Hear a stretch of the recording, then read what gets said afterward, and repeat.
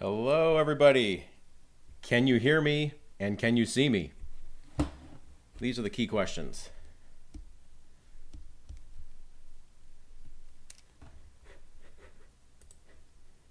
Hello, everybody.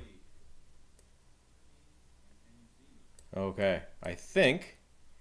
All right, good. Sorry about that. A few minutes late. I am not a experienced YouTube streamer, and I got confused because I wasn't hearing my own voice. But it turns out that's just how YouTube previews it. All right, hello. I'm Marco, as you probably know, because you're on my channel. Welcome to a live stream. Quick shout out before I forget. My guy Jay is out there. Hi, Jay.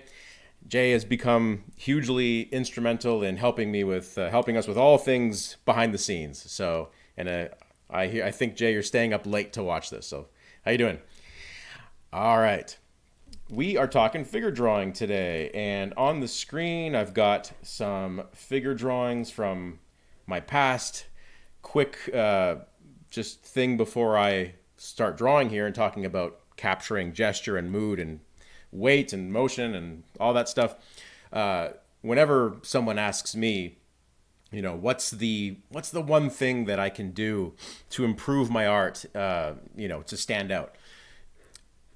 My number one answer is always figure drawing, because figure drawing is the way, it's, in my opinion, the best and most effective thing you can do for your drawing, because specifically figure, because everyone is familiar with what the figure looks like and feels like. Everyone knows body language, and everyone understands the weight of a human being and the pose and motion, and we read subtle differences. If you can learn to capture that in your drawing, that means that you have tuned your eye in such a way that is very like analytical, and you can apply that to anything you draw. So the figure is the thing to work on. Now, probably it's best to draw from life if you can. This includes, a traditional figure drawing classroom where the model is physically there in front of you posing. But of course, here in the age of digital and computers, drawing from photos is great too. I'm actually going to do a little bit of a different thing in this session. I'm going to bring up a lot of drawings from other artists that have that have really inspired me and shaped the way I think and see. I'll use some photos as well, but I'm going to use a lot of drawings because another artist's drawings really gets at the core of the problems we're trying to solve here. And I'll try and work my way through them and explain what this artist is seeing and like what I'm seeing and all that stuff. Quick thing, quick thing. This is in the wake of, I just launched a brand new course. It's for pre-sale right now. It's a figure drawing course. I call it the Total Guide to Figure Drawing.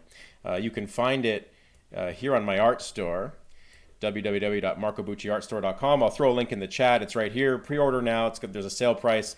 It's called the Total Guide to Figure Drawing, and it will cover, I'm working on the class actively now, but it's going to cover like figure drawing from A to Z, from gestures to building form to lighting and shading. I will post a link in the chat right here. There it is. And if you use code, there's a further discount. Here we go. I'll post this in the chat too. If you use code figure10, you get 10% in addition to the pre-sale price. Okay. And that's only available until midnight tonight, the figure 10 code. The pre-sale price will be ongoing until the class is out, but figure 10, an additional 10%, is on now until midnight. So you can check it out. All right. Now, is it morning here? It's 1 p.m. where I live. I'm in Eastern time. All right, let's get to drawing. And by the way, guys, it's just me here. I don't have someone else helping me with the chat, but I'll check when I can. So right away, how much Daily Doodle says, how much anatomy knowledge do you have? Do you know all of the flexors in the forearm? Do I know all of the flexors?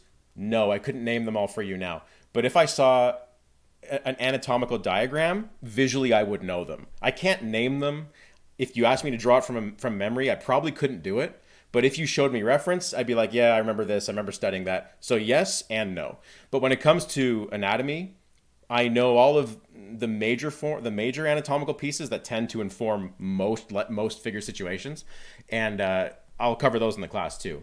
but I'm not like Jeff Watts over here. I'm not Proko. I'm not an anatomy expert, but I'm pretty good.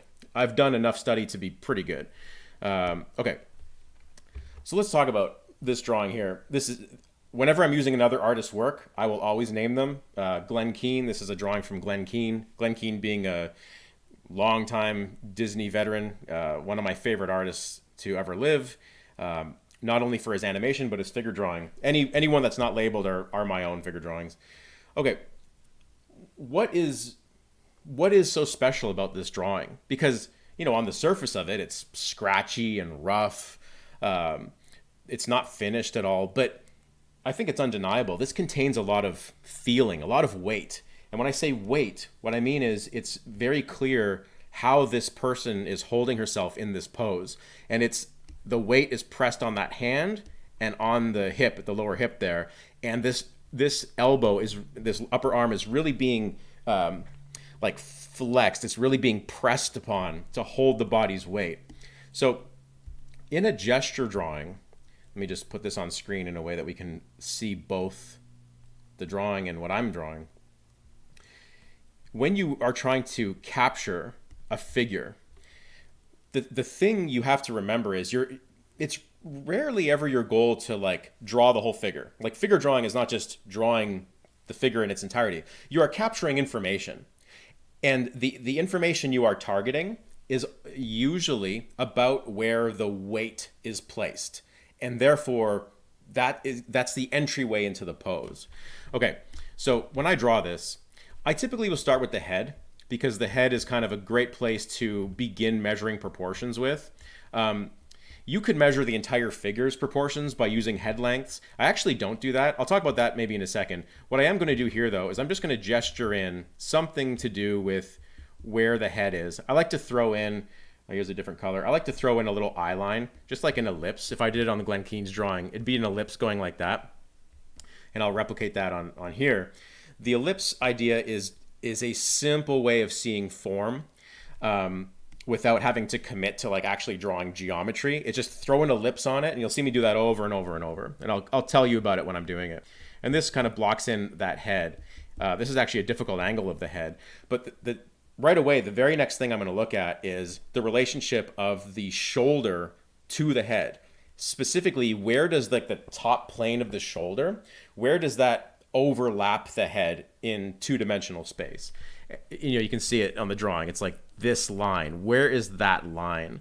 And it's it overlaps the jaw slightly. And I like to draw like just a little curve representing where that shoulder is, and that instantly starts allowing me to feel the shoulder and to feel it pressing up against, pressing up in the body.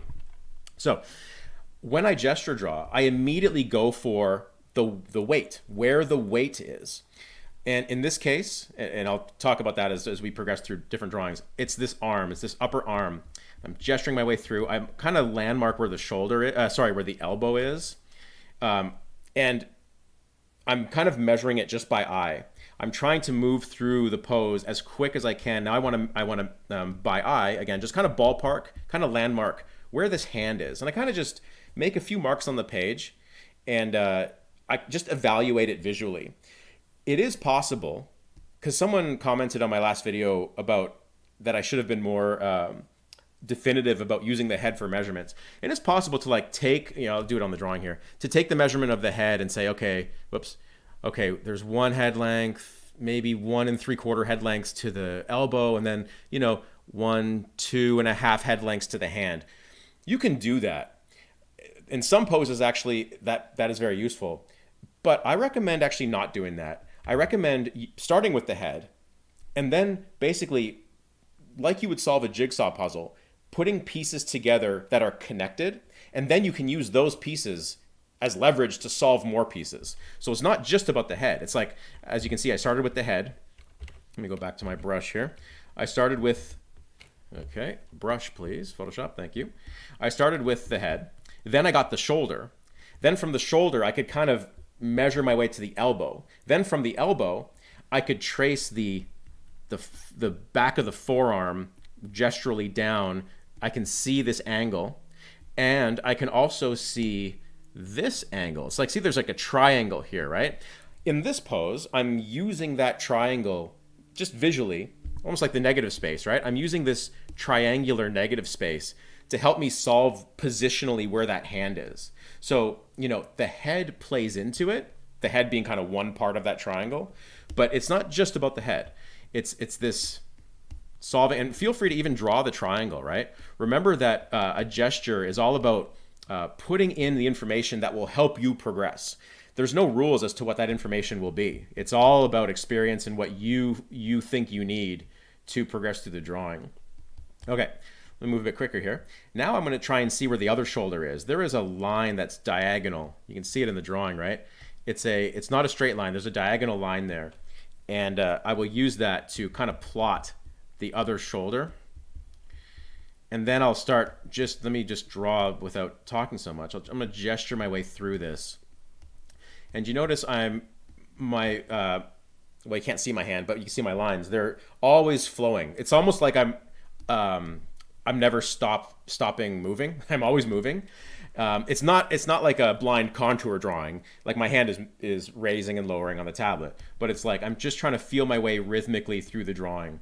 Here, it's probably helpful if I do it on top of this piece. I'm trying to like find my way through sort of like the middle area of the pose, like this, like it comes out like that, and this leg, rhythmically, it kind of like if I had a rhythm line for the figure here, the leg kind of branches off of it just rhythmically. I'm not drawing contours, so I'll go back to my drawing here.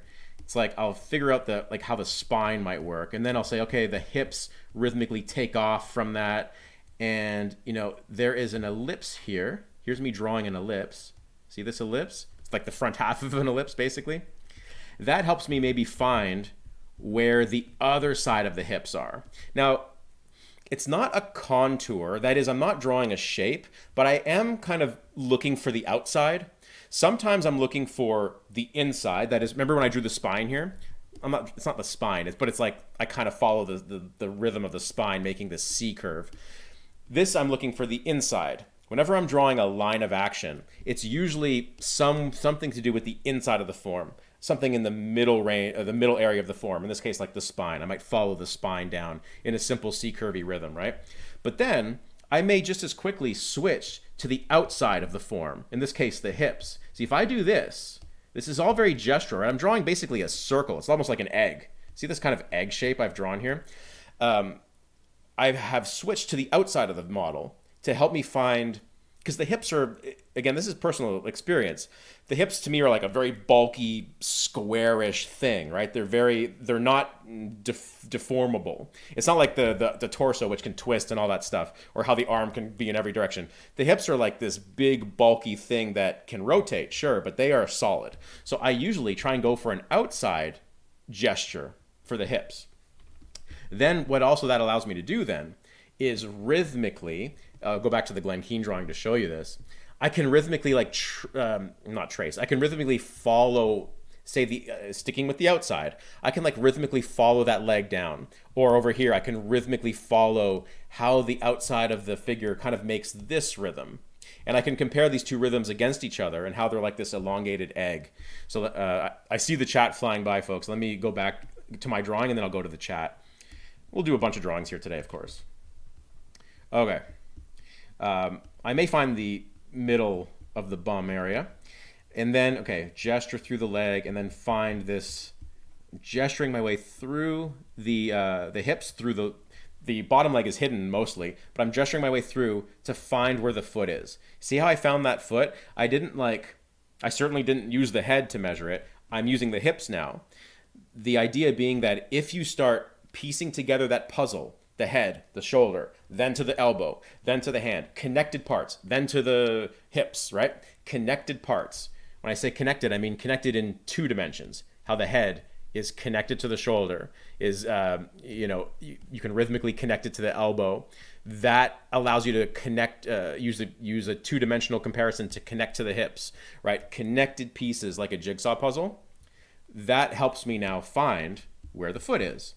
And the accuracy of your drawing, like the accuracy of where things physically go on the page, really depends on your ability to build that jigsaw puzzle. Okay, And then from here, I will now, let's go back to where the hand is and just find, I'm certainly not trying to draw a hand. I'm just trying to draw where that hand is. And then I can, at this point, this being a quick gesture drawing, right? I'm finished. This captures the information that I want.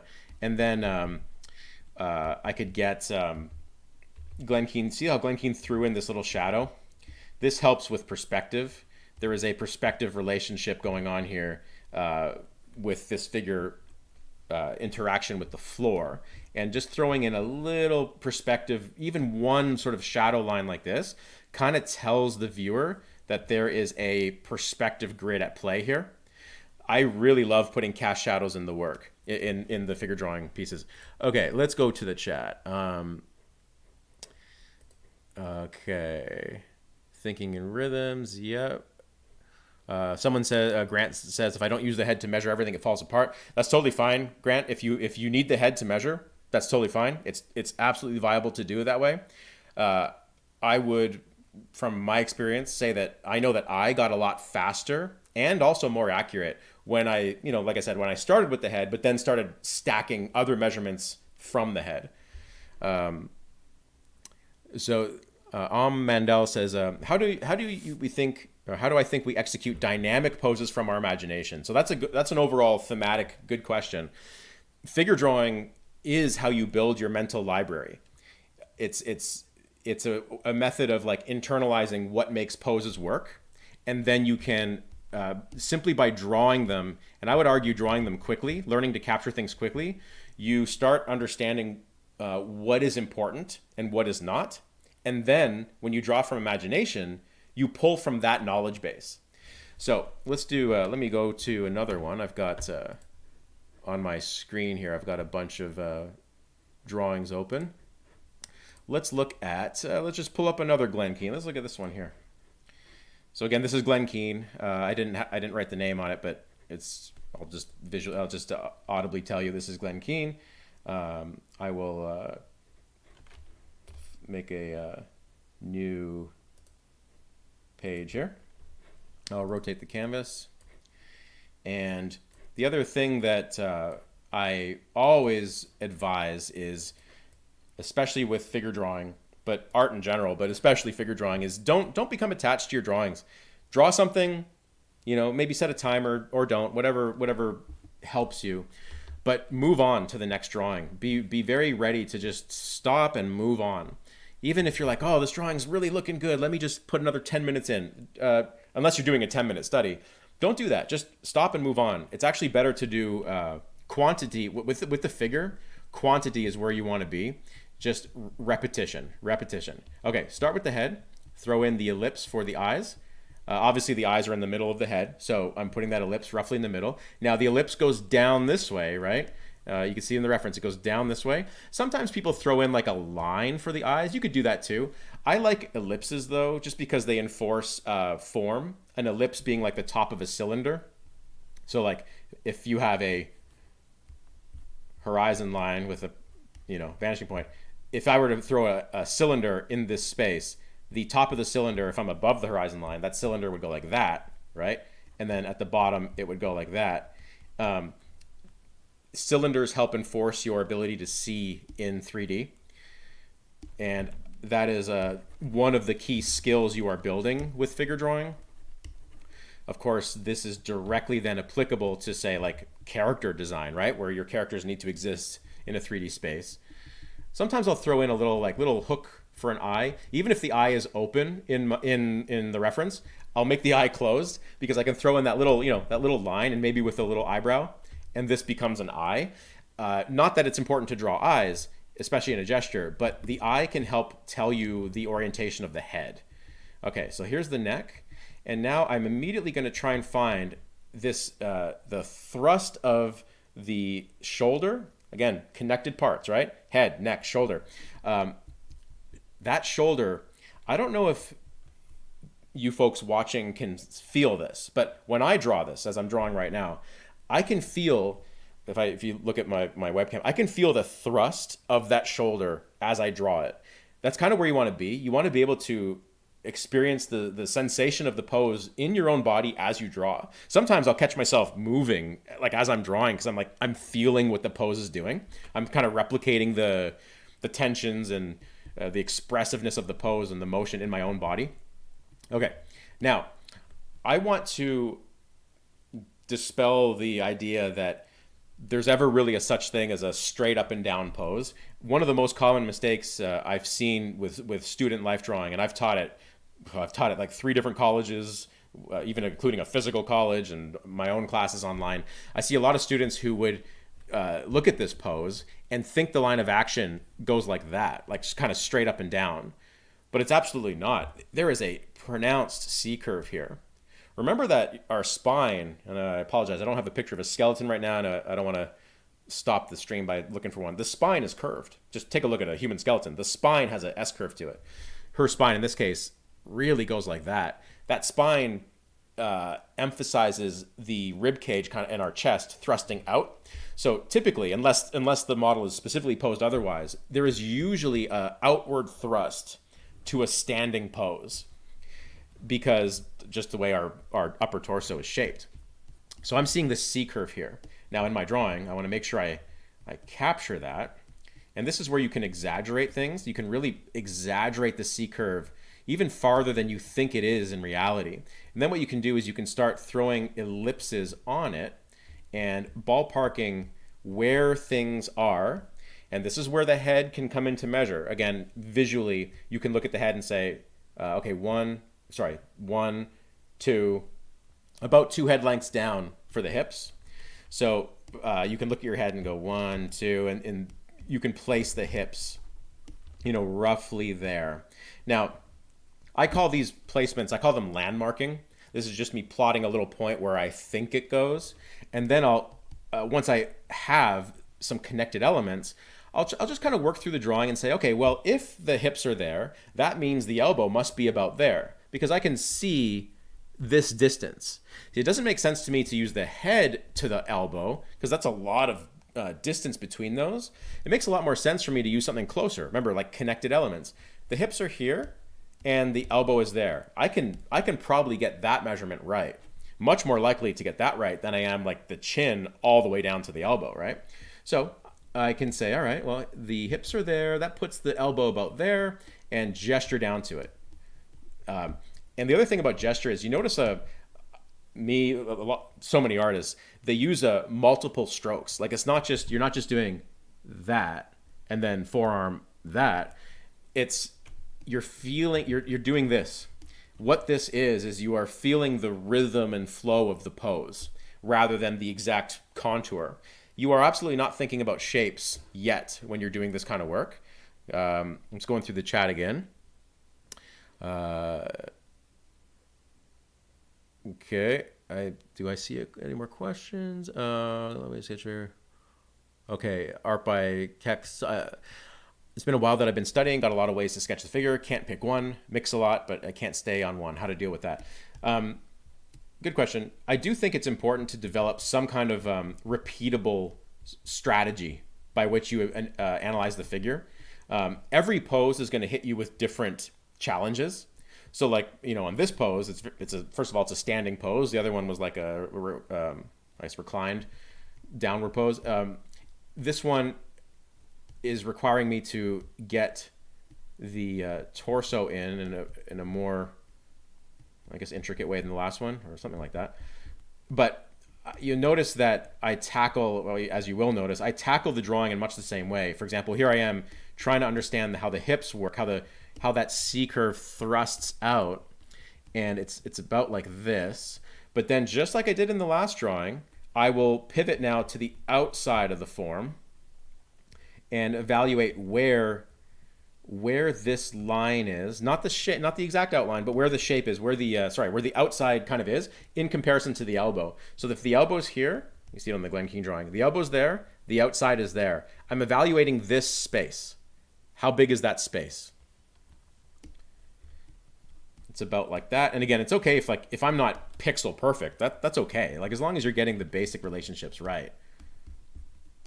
And then that allows me to find the flow down the leg. Again, looking at the outside, as I often do for legs. and the flow of this leg here then coming out. And then I'll usually use the middle of the form, go back to the middle. You know, back views are a bit easier because you have like the buttocks there, you can see the middle. It allows you to gesturally find that, which leads you right into the leg.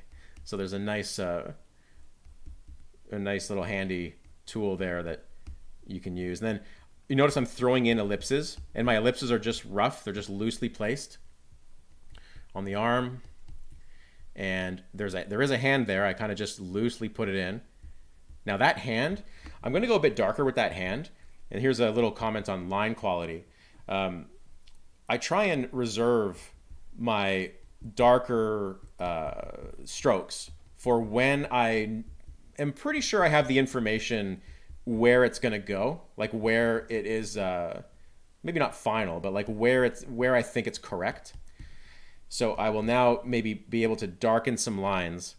Sorry. Using this for the top pelvis as well. Hang on a second. I'll darken some lines here to show where that hand is. And there's a bit of shapes coming in now at this point, but this drawing would probably, because I'm trying to go in the spirit of gesture, this drawing would be finished roughly around this point. I could now easily start getting into some finished shapes. And this is like, you can see how Glen Keane probably thinks about it in the same way, where it's like some of the lines are gestural, but then the darker lines are maybe more committed to the exact placement of things. Depending on your level of experience, you'll be able to put down darker strokes either sooner or later. Depending on your comfortability, maybe the pose. Some poses are easier than others. Okay. And I would be done with that one. Okay, let's go to, let me fill with white. You notice I'm destroying my drawings as I go, like I'm not saving them. I mean, you probably should save your drawings just so you can look at them later. But a lot of the drawings you see on screen, so here's one of mine, like from a figure drawing session, who knows how many years ago. We would draw on newsprint, right? You've probably, I'm sure most of you here have drawn from life on newsprint, like the big 18 by 24 inch newsprint pads where you get like a piece of charcoal and you do big drawings. This is one of those, and I have mostly thrown these out.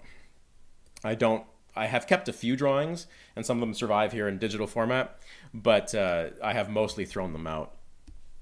That is to say, we used to have an expression, draw into the garbage can, we used to say. It just meant that you are not precious about your drawings. You draw to download information into your brain. That's what's precious, the information going into your brain, and in large quantities of information. And then the drawing itself is kind of inconsequential. Sometimes you keep them, like if you feel like you really got one right, keep it. But mostly, try not to be precious about it. All right. This one, her head is buried, two-dimensionally, buried behind her shoulder.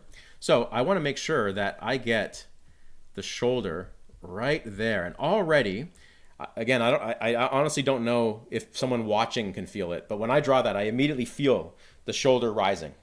I can feel the tension that happens when I do this.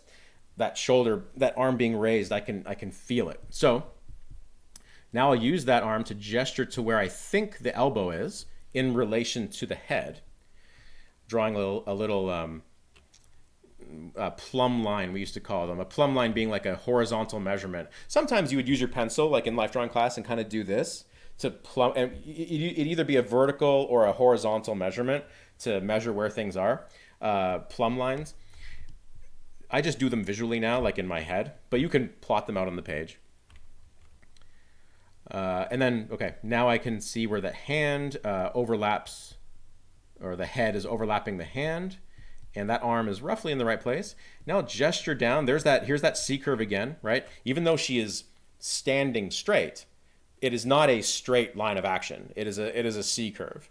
So, but it's a little bit more of a subtle C curve, but still, if you look at how I'm drawing it, see, it's a pretty pronounced C curve that I'm still trying to get in there. I'm gonna try and find where that other shoulder is by drawing this diagonal line that connects the shoulders. One thing I love about figure drawing and how humans pose is it's exceedingly rare that lines will be parallel through a drawing or through a pose. You will always find these asymmetries and angles, like how, if you were to draw, like I drew this plumb line, right? Well, there's an angle from that plumb line to this line here that connects the shoulders. Analyzing those angles can also be such an important thing because it really helps capture a sense of life. So I'll gesture down. Sometimes I'll throw in the bulk of a rib cage, just like it's this little egg kind of form that is the rib cage. I'm not going to be super specific about exactly how the rib cage is, and I certainly don't want to draw ribs, but it's the overall form that helps me maybe find the outside of the back, for example. Now I can gesture down, basically following the curvature of the spine, how that spine has that S-curve. Then our tailbone kind of, so if the spine has this S-curve like this, our tailbone kind of whips out like that. We have tails, which is a strange thing to say. We have a tailbone, and that tailbone is much like an animal's tail. It kind of comes out. Think of a cat, how a cat's tail smooth, like gracefully comes out of their body. That's what our tailbone does. So I'll try and get that in. Then immediately I'll switch to the outside of the figure. Again, this relates to someone's question earlier. Repeatable process. I'll switch to the outside of the figure here at the hips, and I'll find, in this case, you see this line right here, that is a little piece of important anatomy. It's the hip bone. It's specifically, though, it's the iliac crest of the hips. I'm going to get into all that stuff in my class. By the way, let me mention that class again. I have a new figure drawing class that I'm working on. It's out for pre-sale today. I will post another link here. It is, I call it the Total Guide to Figure Drawing. It is right here. Use code figure10 good until midnight to get an extra 10% off the pre-sale price.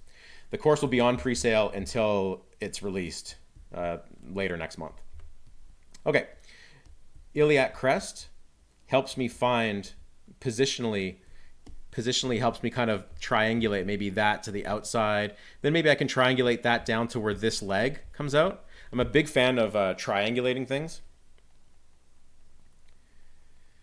because that helps me with placement. So with that, you can see that triangle that I've just put in the drawing here. I'll put it in red. That helps me then find this leg. And this leg, I'll just like very casually gesture it out. I really have no conception as to where it ends right now, but I will now, like once I have a gesture, I will now say, okay, well that's like the angle of the leg coming out of the body, or moving forward from the middle position of the body, and then I'll say, okay, well where does that leg, if I were to plumb line it, where does that leg line up? In this case, vertically, or anything useful to you. In this case, I'm going to go vertically with this elbow. Well, as you can see, it's just inside the elbow. So I can take that and say, okay, maybe it's about there. Again, I tend to do this visually, like just in my brain, but you could absolutely plot these on your drawing itself. And I'll say, okay, it's about here. Maybe the elbow needs to actually come out a bit further to support that, the length of the leg, that is. And by the way, the goal is never to replicate the reference. It's okay if your drawing is a little different than the reference, so long as you are like within a threshold of proportion and gesture and stuff. Like if you're way off, you'll be able to visually tell that. And that just relates to why figure drawing is so useful, because we're so intimately involved with the figure. We all are figures ourselves, and we see figures every day, probably. Even if you're just seeing yourself that day, you see figures and you interact with your own body every day. You will know if your drawing doesn't feel right. It's a skill to learn for sure, but that's how you get better at self-critique. Is figure drawing makes that easier. Okay, I want to gesture down this leg, and I'll use the outside forms of the leg, the outside lines, to kind of rhythmically do this thing where I am finding. And here's another thing that people run into. There is another common thing that I call offset symmetry. That is, if you were, let me just zoom into this leg shape, okay? Pinpoint the two outermost, like farthest points on the shape. It's probably like here and like maybe here. Usually, nature will give you a angle there. it usually won't be straight. And this will help you avoid the problem of like I think I heard Proko call them sausage shapes or marshmallow shapes. I can't remember what he called them. But the concept of things being, things looking like this. Like if I drew this leg like that, see, it's kind of like a sausagey shape or a marshmallow puffed out shape. The leg does have that puffed outness, but that symmetry is angled. Let's see the chat here. So bucked. Oh, my face cam's oh, sorry guys. I'm sorry. My face cam is blocking the leg. I should be checking the video feed on my screen. Hang on. Let me just move my face this way. Thank you folks for pointing that out. This is me being an amateur at live streaming. Here, I'll just make my whole screen smaller. There we go. This should be better. Okay.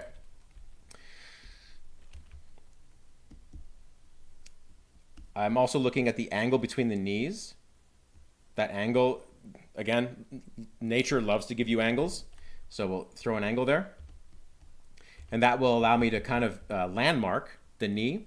I tend to use straight lines to landmark the knee because the knee itself is a pretty flat plane. It's a much flatter plane than most things on the body. It's like kind of an elbow, how there's like a flat plane to the top of the elbow here. The knee has that too. So I like to use like straight lines to help me gesture in where the knee is and its direction, which then helps me find the gesture flowing down for the leg. Now I'm running out of canvas space, so let me just do a thing where I resize. Typically, if I were doing an actual life drawing session, I probably would have a full screen thing going, but I wanted to, have other pictures on the screen here. And, oh, I lost the chat. There we go. Okay. There we go. I'm just reading the chat. Oh, the snowman shape. Yeah, snowman shape is another good word for it. Gumpa 2, how long is my course? It's not, production's not done yet, but I'm aiming for like 5 to 6 hours. There's several chapters. You can see all the chapters outlined. The course outline is on my store, marcobucciartstore.com. You'll see the general course outline. I am being faithful to that. I may change a couple things, but it'll be that outline. 5 or 6 hours ish. There's going to be a lot of drawing and a lot of real-time drawing, and then a lot of me like going back and analyzing things I'm doing, and then more real-time drawing. It's not going to be sped up or anything. And there'll be a wide range of pose lengths too. 30 seconds all the way to maybe 20 minutes or something like that. I haven't recorded the longer ones yet. Okay. There is a tiny bit of negative space. Whenever I have negative space, like this little shape right here that I'm coloring in red, I will use that. You notice my gesture is a bit off there. So what I might do is redraw the gesture. I'm not going to erase anything. You notice I never erase. I don't think I've erased once in this whole live stream, but I never erase. I just redraw it. Just draw right on top of it. And then I can maybe get in this little negative space. Sometimes I even find it helpful to color in the negative space. Just fill it in. Even like this arm, right? I'll pivot back to this arm. When I do this, I'm looking for the angular relationship between elbows being a very sturdy part of the arm, right? So I'll just go boom in my head. I'll draw that line in my head. Especially obviously if you're looking at the live model, you can't draw on the air. You gotta visualize the angle. If you're working from reference on your computer or on an iPad or whatever it is you're working with, then sure, it's totally viable. Like physically draw the line on the photograph or on the reference piece. Okay. And I will get that line in there. And the hand is somewhere here. And there we go. And I was talking about negative space. I do like to color in as much negative space as I can judge. See that there's a triangle here? It's in here too, right? I will color in sometimes the negative space to help me know if I've placed it correctly. All right. And then of course the lower leg is doing something like, oh, I just undid. I said I didn't erase. I just did a few undos. Usually I don't do that. It's just a force of habit. I have undo mapped to my stylus, so I did a few undos there. I'll try not to do that. Okay, this we can see her feet. Mostly they're cut off a little bit, but there is still an angle. Usually, unless the model is planted directly facing you, if there's any kind of perspective to the model, you'll have an angle relationship between the feet. So I will plot in that angle in my drawing, and that helps me find where the feet roughly go. And there's a bit of a raised heel on this one, and this foot is, I'm just going to draw like a wedge shape to communicate where this foot is planted. Something that's like it's like a organic wedge shape. There we go. And I'll usually emphasize the landing point of the feet with pretty hard lines, just to tell me and tell the viewer, like, hey, this is where the perspective is. This is the relationship of perspective. This is where the model is touching the ground. It's quite an important thing, actually, to show where things touch the ground, because that shows, it triangulates perspective. So whenever you have a touch point, something touching the ground, or something touching another part of the body, I am always sure to capture that. Never leave that out. That's one of the things to never leave out, is where things touch, typically the ground, or touch other things. In this pose, nothing is touching the body. Like, no part of the body is touching another part of the body. Like, the hands are not touching the body. I just have the 2 feet. So I'll make sure I get that. Okay, great. If you're wondering how long that drawing would take me if I weren't talking my way through it, 1 minute, maybe a minute and a half. When I was first starting out, that would be a 3-minute drawing.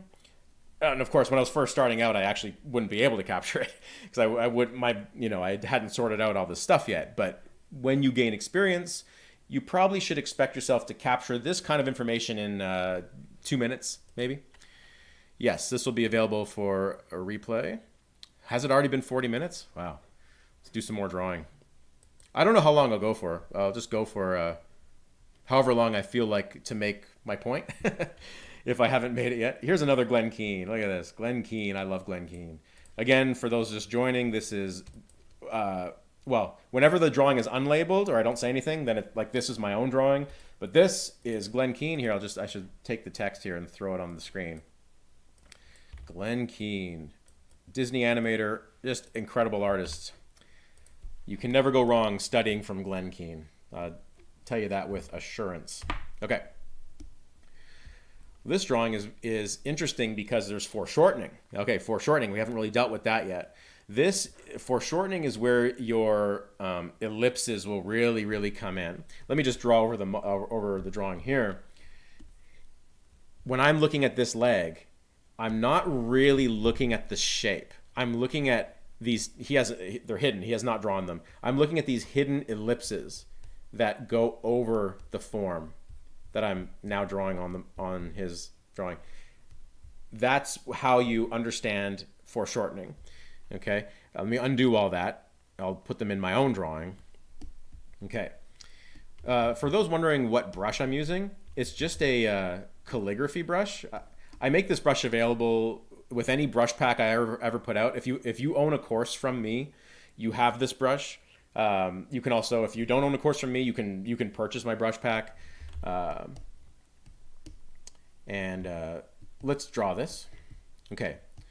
I won't crop the head like there is in the original. I'm just going to draw this basic sort of like squarish shape with a chin kind of, and that allows me to get the ellipse of the eyes. And this is important. The eyes have this down, the head has this subtle downturn to it, and it's important for me to capture that.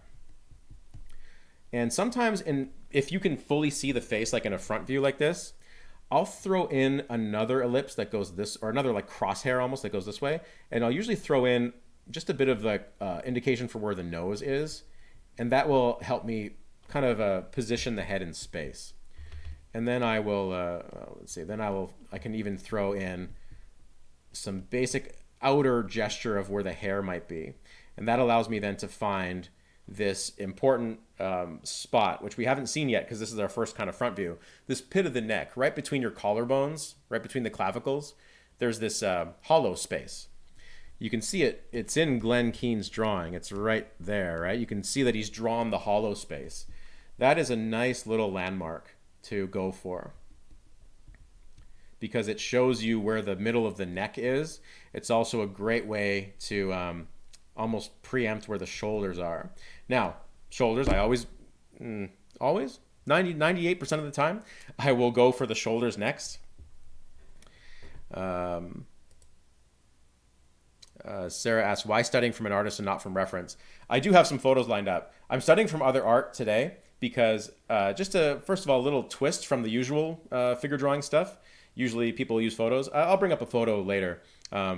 My class, though, will study from photos more than from other artists. So I just wanted to mix it up a little bit. But also, studying from other artists, at least artists that I consider to be very good, you see the answers a little more plainly than if we were looking at a photo. And for me, it helps to get the point across faster because I can kind of show you what a good artist has solved already. But my figure drawing course will mostly be from photographs, or at least heavily skewed towards photographs, so we can come up with the solutions more ourselves. Okay. The shoulders intersect the head at the lower part of the chin. So it's kind of like this. And there is, to my eye, it's pretty straight, just maybe the 2 degrees of angle. So I'm gonna try and capture that. And I'll try and positionally place them. You know, I'm looking at plumb lines like this, vertical plumb lines, trying to get the width of the shoulders as correct as I can at this stage. Because like I've already mentioned, I'm gonna use this to help me find the gesture, right? Now, this is difficult because we're seeing the torso kind of front on. I don't have the luxury here of being able to notice a pretty clear C curve. Whenever you have like the profile view, the line of action becomes pretty apparent. But here, you might be tempted to think it's like right down the middle. What I like to do, though, is I like to think over the form. Remember that the chest has this thrust that we talked about due to the rhythm of the spine, due to the form of the rib cage. So when I look at this, I'm still thinking this. There is a natural thrust to the chest that comes out, and I will capture that like this.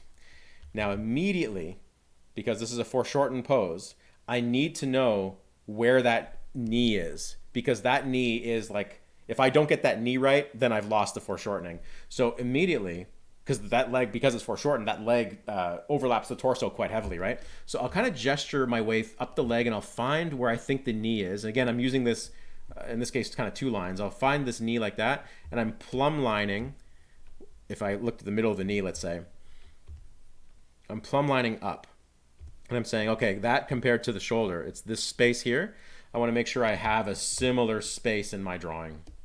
Doesn't have to be exact, of course, just similar, because that'll make sure I'm kind of on the right track. And then I can gesture my way down to where I think the foot is. Now this is dangerous territory in a foreshortened pose because you can't rely on traditional proportions, right? Perspective has completely thrown standard proportions out the window. Perspective has altered it. So I'm just doing it visually. I'm like, okay, I think the foot is there, but notice how light my mark is, because I don't know. I need more information. This foot is way too disconnected from stuff up here. Remember, I like to think in connected parts. So how do I do that? Well, I'm going to try and find, maybe the breast area would be nice with an ellipse around it. From there, maybe I can find where the rib cage, the tip of the rib cage is, rhythmically connecting these 2 points. I'll use red there. I'm trying to find this connection between that and that, between this and this, going around the form, right? And then I can maybe find the outside of the rib cage. Again, not committing to a shape, I can refine that later, but I can find that, and then I can say, okay, now that I have that, there is this handy little piece of negative space right there that I'm coloring in with red, and I can be like, okay, that is going to help me by like kind of coloring in that space without even drawing the arm. I can use that to help me figure out where this outer part of the form is. And then from there, I'll draw an ellipse, or the visible part of the ellipse here. It's more like that. It's more of a flatter ellipse. My course will get more technical with these ellipses. And if you guys have my drawing for experienced beginners class, I talk about ellipses there too. But ellipses being a hugely important part of perspective. But my course will get more into that. Now I can say, okay, with all this information, where does the hand go?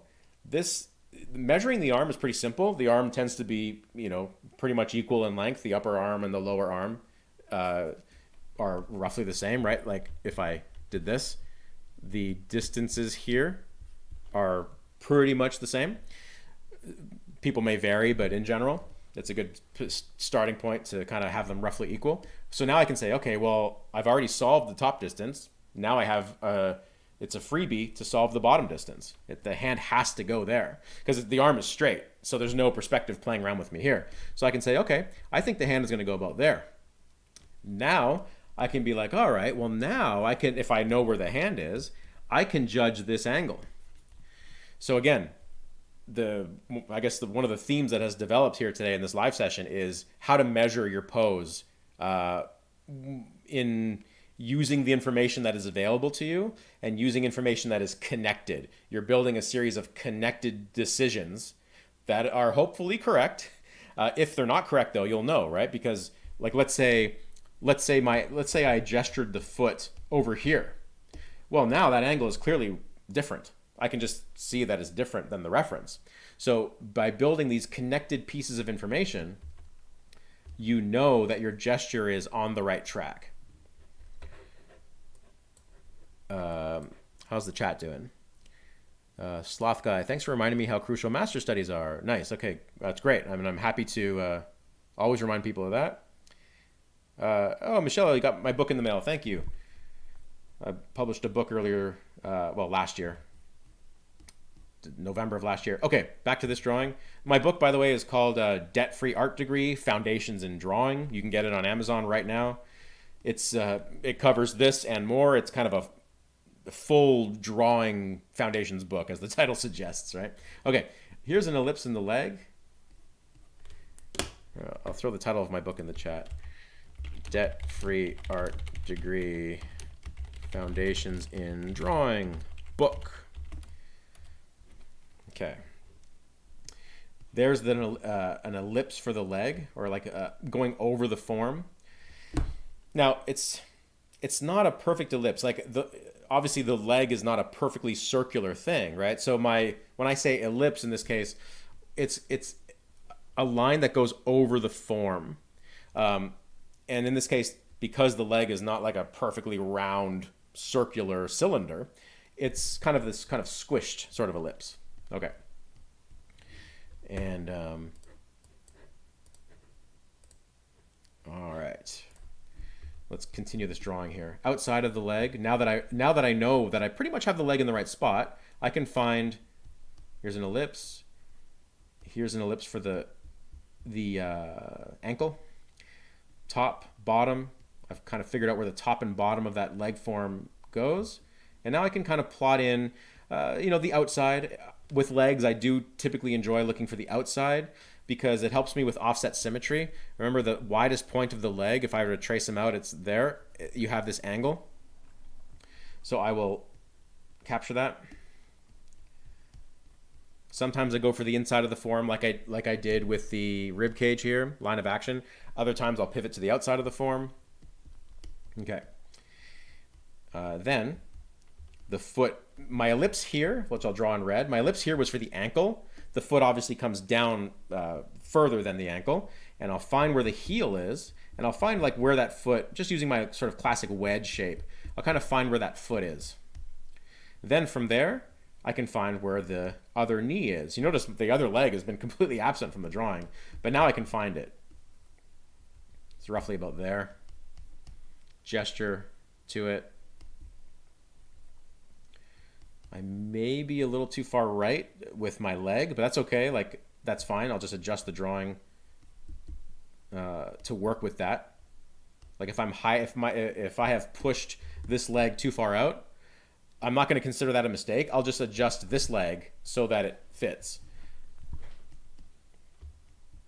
So I'm not going to like sit there in a race to get back to a perfect copy of the reference. Your goal is never to perfectly copy the reference. because I mean, you could do that and come out with a impressive looking piece, but this, I guess, relates to like the question of why. Why are we figure drawing?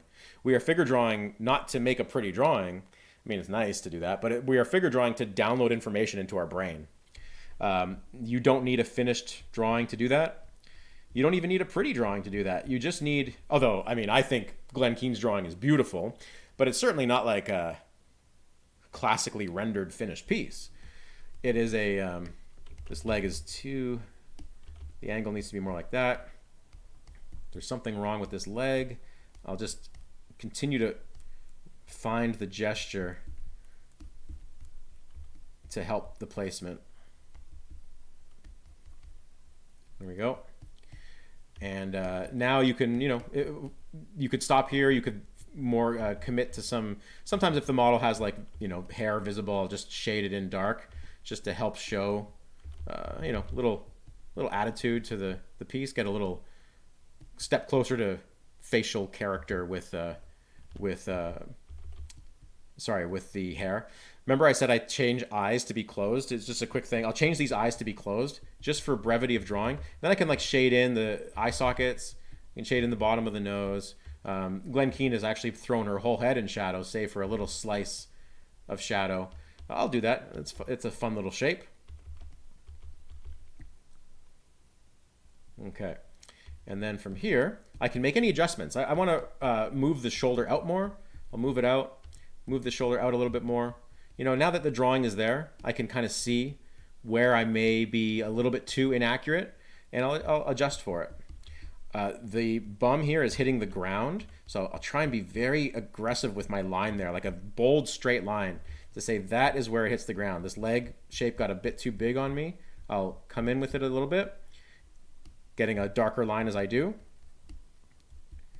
And that hand, now I know where the hand goes. And, you know, there you go. Let's do another drawing now with with a bit more shading to it. And I'll show you how I think about that as well. Okay. Let's see. Is there any pertinent questions? Folks, if you've asked a question that I'm missing, just paste it again. Because like I could spend time scrolling back through the chat, but I think that wouldn't be great overall for the viewing experience. So I apologize. Just paste it again. Okay, let's fill that. Goodbye drawing. Let's bring in, let's see. I said I would use a photograph. Let's see here. I'm just looking through my folder here. Let's look at this one. This is from proco.com/timer. I have just screen captured it. You know, I should put this on the screen because I'm not sure if YouTube is good with nudity, and the Proco timer has like some nudity. So I'll just type this. This is proco.com/timer, which is a awesome little free tool. There's like packs you can get that you can buy and packs you can use for free. This is from one of their free packs. And that's probably the first place I would go to to curate a little life drawing session for yourself, because it's such easy to use, and you can set the time limit and all that stuff, and the photos will auto rotate for you. Okay, let's switch the canvas here. Maybe get myself a little bit of a larger space. Once again, I have launched a pre-sale for my brand new figure drawing class, which I call the Total Guide to Figure Drawing. It is available on pre-sale price right now. I'll throw the link in the chat once again. And it'll be like on demand, right? Like you purchase the class as video on demand, lifetime ownership, all that stuff. You can use code FIGURE10 until midnight tonight to get a further 10% off the pre-sale price. So it's a pretty good deal. The course will be out, we'll start coming out chapter by chapter in a month from now. Gabuda says, have I ever considered using Kenzo's theory on emphasizing form over the line of action? I have to admit I'm not familiar with Kenzo. Apologize. I will have to look into that more. Again, I don't know exactly what is involved in Kenzo's theory there, but I would imagine, just based on the wording, that I probably am the opposite. I probably emphasize gestural decisions over the form. But hey, like there's no right or wrong. Hey, Charlie. That's a nice surprise on my end too. Nice to see you. Okay. Doug asks how ellipses create volume. Ellipse is a good question. Here, just look at this photo here. Ellipses go over the form. So like if I were to think about this leg here, drawing an ellipse, even if it's a loose one like this, implies that there is a cylinder. Here, I'll just do it darker line. An ellipse like that implies that there is a cylindrical form here. So you can draw the cylinder, the full cylinder if you want.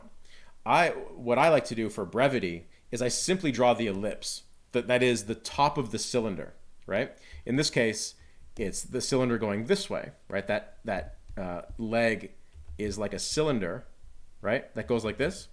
So an ellipse shows form by implying the existence of a cylinder or a box. A cylinder is basically just a rounded box, right? So ellipses are really, really nice because you can draw them super quick. Okay, so let's yeah, this is a great pose. The head is somewhere here, this sort of egg shape for a head. Eye line, middle of the head. Using again the outer sort of portions of an ellipse for that. The neck has this beautiful like S curvy thing to it. So I'll use the pit of the neck, just like we did in the Glen Keane drawing a minute ago, to show where that is. And I'll throw in a touch of dark tone for the hair and an ellipse for the bottom of the neck. And now I can find the shoulders. Again, I'm plumb lining or like measuring the angle of the shoulders like this. So I kind of make sure that if one shoulder is there, I know the other one should be about here. And now let's gesture down pretty aggressively using ellipses like in the gesture, right, to find where the hips are. And this is actually quite an intricate pose. You can use like her clothing here, like the waistline of her clothing, like that shows you essentially what the ellipse is doing there. Again, ellipse is more of an idealized way. Like the hips are not, they don't form a perfect ellipse, right? They're actually more squarish. But you can simplify that into like an ellipse-like shape to show yourself where that is. Now I'm just guessing as to where that is. In this case, I'm gonna gesture my way down very quickly and try and find there's the angle of the knees that I think might be right. That puts the hand about here. And that puts the elbow about here. This pose is actually pretty intricate. There's a lot of there's a lot of parts that have to line up, or else very quickly you're gonna lose the plot with this pose. So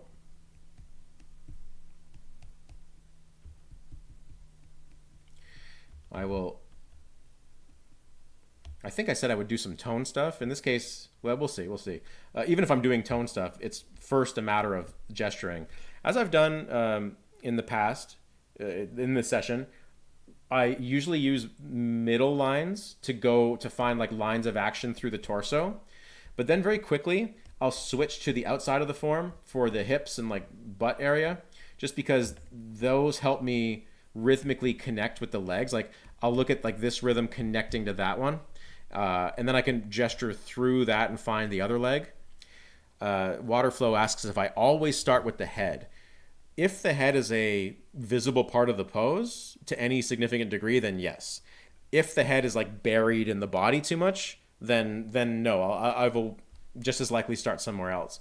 But if the head is like there available to me, I will start with the head because it forms the basis of my measuring, which I've gone over in this live session. How I start with the head, find the shoulders from that, then find the torso. Like it's a very connected approach. For those who may be just joining, I talked about my overall strategy and approach earlier in the live chat, so you can watch the replay. So here, I'm finding the outer rhythm of the bum area here down to where I think the knee is. You notice I'm like reinforcing my decisions. I'm like, oh yeah, I think that knee actually is there, or maybe it's there. I don't know. I'm getting close. I'm honing in on it. There is an angle to this leg that rhythmically I'm seeing like a through line of rhythm like that connects these things, right? So I'm trying to find that in my drawing. And I'll throw the ellipse over that leg like I showed you earlier, based on that good question about how ellipses show form. Here's where I may just do a little bit of erasing there, just because I don't want to get, I made two different decisions on the knee. Maybe I was going to confuse myself, so in that case I will maybe erase. Okay, here, let's get in the ellipse, right? This ellipse here to show me I can use the clothing there, and I can use the presence of this this ellipse helps me find the distance between that and the armpit in this case. So again, I use what's available to me. A couple questions there. Beep Bop Robot. Can't we just exaggerate the pose? You absolutely can. Yep. I talked about that a little bit a few poses ago, where I talked about exaggerating the line of action and how you can do that to help you truly capture the pose. It's funny. I find like psychologically to be true with me and with so many students. In your gesture phase, it's actually helpful to exaggerate what you think the line of action is. Like if you think the line of action is like this, exaggerate it to more. I've kind of built this into my own thinking, but like it'd be very easy to make the torso not angled enough. By pushing that gesture, you actually, ironically, usually come closer to what the figure is actually doing. So yes, exaggeration, especially in the gesture phase, is a helpful tool. Obviously, you use it at your own discretion and use it to the extent you find it helpful. There was another question. Can I talk about my education in writing and speaking? I've noticed oh, thank you. I've noticed you're very concise in your videos. Thanks, Lewis. I think my wife joked with me once that there's something wrong in my brain where I'm not afraid of crowds. A lot of people are afraid of speaking in front of crowds. I've never had that fear. Something is wrong with me. And for that reason, I have always been able to get up in front of a crowd and speak. I used to win speeches at my school every year because I just had no fear of it. So I had a natural advantage. But I was never, in terms of speaking skills, I have put a lot of work over the years into building just an awareness of pronunciation, maybe word choice, brevity, things like that. It's actually very tied into art, right? All those things are present in art as well. So that has been something that's filtered into my speech over the years too. So I do appreciate that you noticed that. It's something I work on a lot, kind of behind the scenes. Okay, it's time to go back to this drawing and maybe arrive at some of the more finished in terms of gesture, placements of things. There is a tiny, tiny bit of negative space right in there that I want to be faithful to. Sorry, Photoshop has covered up my color picker. It does this when I stream and when I video record. It's like a bug in Photoshop. So I apologize for that. Okay.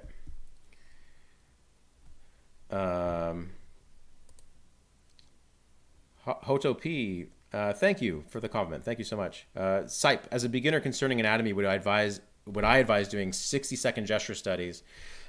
Yeah, so good question. Yes, I advise doing a whole range of poses, lengths. My course will go over this, like my total figure drawing course, which is available for pre-sale now. We'll go over different lengths of poses and what you should expect of yourself to capture in different lengths of time. Anatomy is something that I would really, it's a bit of a complicated answer.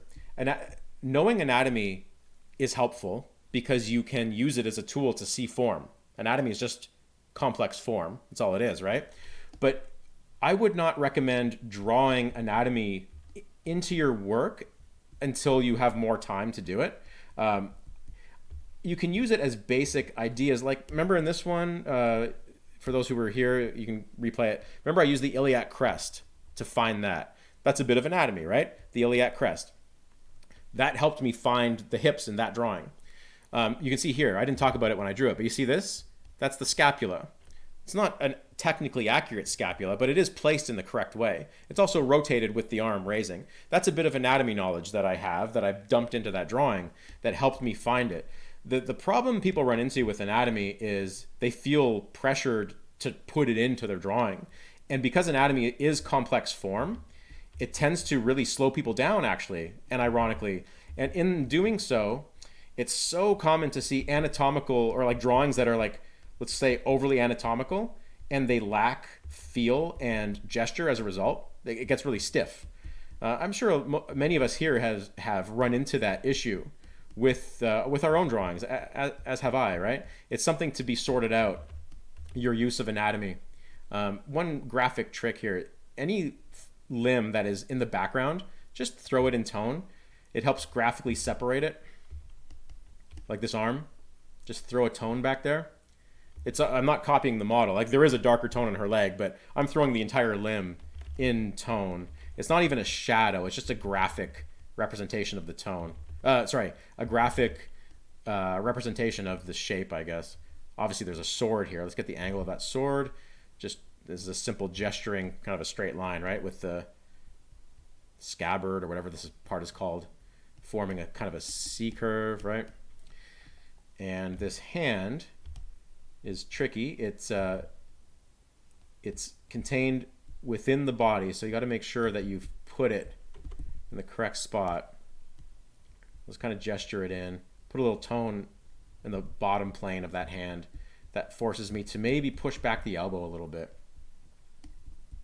All right, and then that foot is hitting the ground. It's contacting the ground. I'll put that in, and I'll put in this shadow, and I'm going to put in I am going to look at the shadow from the reference, but I'm going to put in this like connected shadow that kind of shows me that it implies a perspective grid. Okay. And now I can maybe notice that the head needs to be lowered a little bit. And I could maybe throw in a little tone from the head, casting a shadow onto the torso. And you know, from here, like this head drawing is rudimentary, would be putting it lightly, but you could either you could refine it with a few more well-observed shapes of hair, which I'm doing now, or just leave it. But getting the head a little bit slightly more dialed in, 10% more dialed in, is helpful. I like to plot with the base of the nose, and maybe just a little tone for where the eye sockets are. And then I can shade in the hair, where the hair roughly goes. And yeah, this drawing has an error. This arm is too far out. There's too much space here. So here's where I would either just move on to the next one or erase. This is where I went too far in the drawing. I committed too much, and it was not in the right spot. It may be helpful to just redraw where I think that goes. A piece of advice that I remember getting from Richard Schmid, rest in peace, was he would say, never knowingly leave anything wrong on your canvas. If you know something is wrong, you should fix it, because the act of fixing it teaches you. Now, sometimes, like if I'm in a live gesture class or a live life drawing class and the model moves, well, I'm going to move on. I'm going to go with the model. But maybe afterwards, I go back and like try and redraw it or fix it or just touch it up. I don't. If something is obviously wrong, you should try it. I recommend you try and fix it. Okay, let's move on yet again. We'll just do a few more. Here. Okay. John says, would you say knowing proposition? I think you meant proportion. Would you say knowing proportion is more important than knowing anatomy? To start with, yes. Anatomy, I think, is a tool that you can introduce later to your life drawing. I didn't introduce anatomy to my life drawing for, like, honestly, 3 years. It was quite a while. All right, let's do... I'm looking at my other monitor here. Let's see if we can make sense of this one. Here's a challenging one. Again, this is from proco.com/timer. I'll throw that up there. Okay. And let's see if we can make sense of it. This is a tricky one, of course. But using the tools for plotting out things we should be able to do it. Okay. There's a bunch of stuff in the chat. Does anyone know what the Z-shape method for drawing faces? I'm not aware of that, or at least not by that name. Alex asked another question about speaking. One thing that that has helped me is just, seems simple, just listening to recordings of yourself. For those who want a fun time, go to my YouTube archive and listen to my very first video. I think it's 2008, 2009, something like that. I sound very different. You can tell it's me, but I sound way less confident. And it wasn't necessarily because I was less confident, well, maybe a little bit, but it's I had less experience speaking, and I hadn't dialed in the way I like words to sound yet. And that, that's something that became apparent to me when as time went on. And obviously, the more you can get up in front of a live audience, the better. Okay, you notice here, I'm not really using the shoulders so much. I'm using plumb lines. I'm trying to find, where does that elbow hit the head? That's kind of my first line of defense here. See that? So I'm trying to find that, and I'll gesture this kind of V shape of the arm. In this case, I'll use the middle of the arm. I'm kind of thinking this, middle of the arm sort of thing, almost like a stick man, really. I'm trying to find where the middle of the arm is. This is obviously a difficult pose. I'll use an ellipse for the neck to find where that neck is. I did some little trickery to get that head in there. This is just the more you draw, the more you find shorthands for things. It's like here's a nose and profile, right? Then lips, it's a little shorthand for finding things. I'll plug little tricks like that in my drawing when I need to, but in general, I'm mostly heavy on comparing things. I think the lower arm goes somewhere here. I have no idea though. This is a tricky pose. I need to find, I want to start visualizing the form of the torso, and this is critical to this pose, this thrust out C curve. The torso so often follows a C curve. And look at this. Eva says, I guess CSI means C shapes. Yeah, CSI, right? CSI. C curves, S curves, and straights. Both rhythm lines, like gesture lines, and final shapes. You're going to be choosing between those lines, right? And a tip, and I'm glad this came up, a tip for gesture drawing that I have is whenever you can, make those lines in the biggest way you can. So instead of doing a little C curve and a little S curve and a little straight, do big ones, connect parts of the body with overall rhythms like that. That will really, really help your drawing. Okay, let's find remember things when things touch the ground.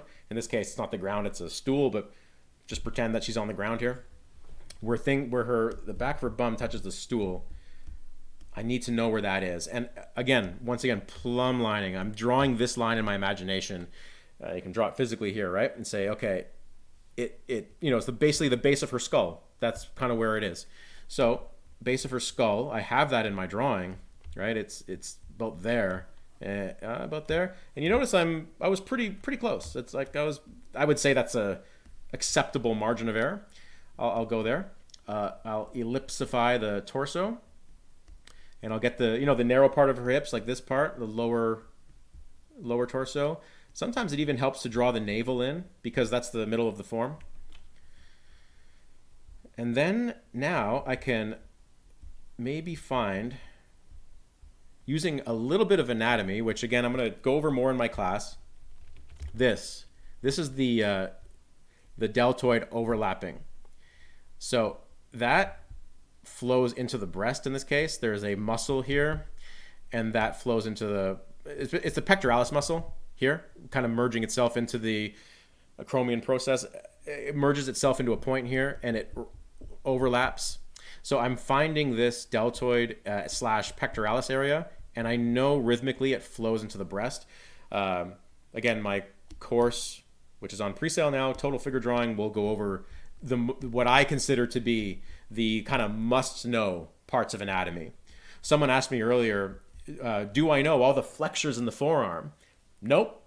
I visually know them, like I can see them and I know they're there, but I couldn't tell you right now what they are. If I were to draw a forearm from memory, I would not get it right. It would look fine, but it would not be anatomically right. However, that's because I don't think knowing every flexor in the forearm is actually all that important in the long run.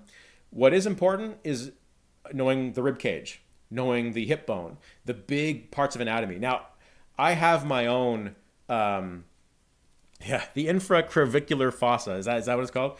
That sounds right. Again, I'm not Jeff Watts over here. Knowing what I consider to be, in my own experience, the important parts of anatomy, yes, that is important. And I will show you in my course what I think those are. And I'm always adding to that list. Like the more experience you get with drawing, the more you're like, oh, the infraclavicular fossa is really important. Maybe it is to you, right? Or the proverbial you. Another one that is useful to me is the sternomastoid from the back of the ear to the clavicle. That's another important one to me. So it's not always the biggest forms. Like the sternomastoid muscle is pretty small comparatively to the rib cage, let's say. Okay, let me continue this drawing. First of all, I need more space. So let's go like that. Let's shrink it down a little bit. Okay, where is that knee? It's about there, right? It's about there. Let's use the outside of the leg to form a rhythm. It's kind of this exaggerated C-curve shape, rhythmically. That tells me where that knee is. Remember, connected pieces of information. If I'm right, the legs will kind of correctly interface with the hips. The middle of the hips being like, if I were to like wrap a line around the body, it's like that. I'll show you on the model. If I were to wrap a line around her body, it's like follows the stomach down like this, right? That seems to be accurate in my drawing, so it's good enough anyway for this length of drawing. And then this leg is more straight. And here's the thing about rhythms, and this is, I consider this a form of exaggeration. In the reference, the actual shape of her leg forms this C-curvy kind of thing, right? But there is a great deal of tension, or like lack of a better word, tension on that leg. I find that straights are very good at conveying that. They show a very definite energy, like a action. So when I draw this leg, the lower leg, I'm going to make it straighter than it actually is. Gesturally, it makes more sense to me to do that. Obviously, this is all subject to personal experience and the way you perceive the model. The leg needs to come up a bit higher. This pose is a difficult process of placement. I'm going to rarely do the thing I usually rarely do and erase that. I had the knee way too high. It's also helpful, by the way, to draw the surface that she's on in this case, because then I can use the shadow as a method of perspective and negative space. I can find this negative space. So it's like the shadow. Look at how much that added in 5 seconds to this drawing. Just capturing that shadow. I'm not saying that a shadow will always do that for you, but every pose makes different things available to you as an artist. Ellipse is over the arm.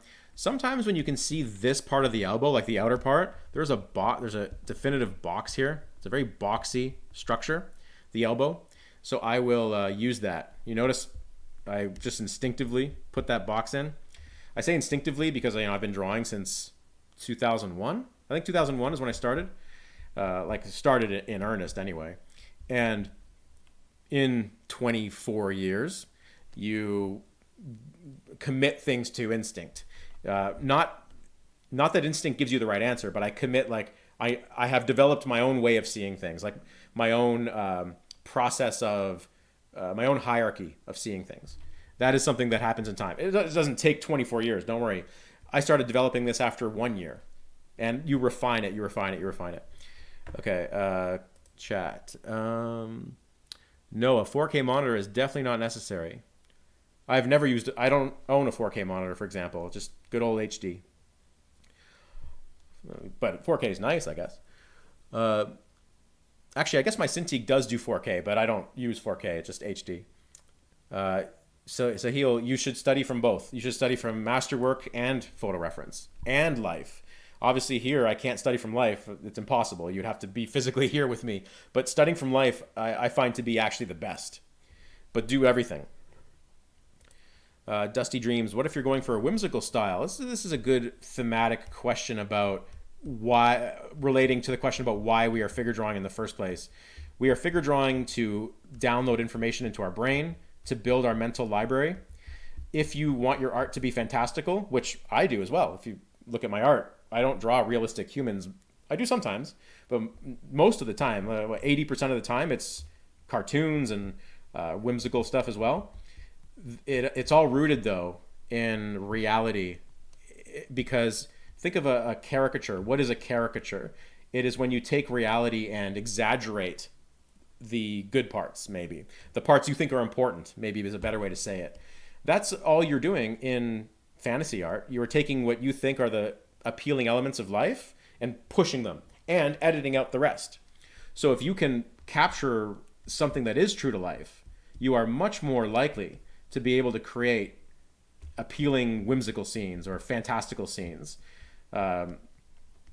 Way more likely. So when you study the figure, my advice to you is study it realistically. Like try and capture what's actually there. Again, we're not going detail for detail here. We've talked about this throughout. We are just doing, we are developing a system of importance for what is useful in a pose. And of course, my class will go over that more. The hair is going to form a beautiful, expressive, flowy shape here. So let's not miss the opportunity to get that. And you know what I'll do? I will throw in an overall tone for the bench that she's on, and then her hair can be another tone, a step darker than that maybe.